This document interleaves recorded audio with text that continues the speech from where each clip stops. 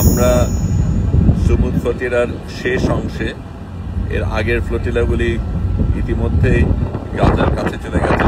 2রা October conference ফ্লোটিলার থেকে বলছি, শহীদুল আলম। আমরা গতকালকে ঝড়ের ভেতর দিয়ে গিয়েছিলাম, কিন্তু এখন ঝড় কমেছে। ক্যাপ্টেন দ্রুত জাহাজ এগিয়ে নিয়ে যাচ্ছিলেন ঝড়ের আগে যাওয়ার জন্য।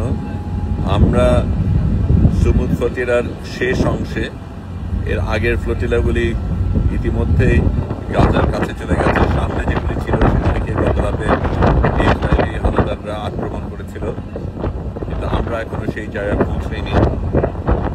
গতকালকে সমুদ্রে একটা তুরস্কের নৌজাহাজ আমরা দেখেছিলাম, কিন্তু সেটা দূরেই থেকেছিল। আজকে কারা আছে আমরা জানি না, কিন্তু আমরা ক্রমশ কাছে যাচ্ছি।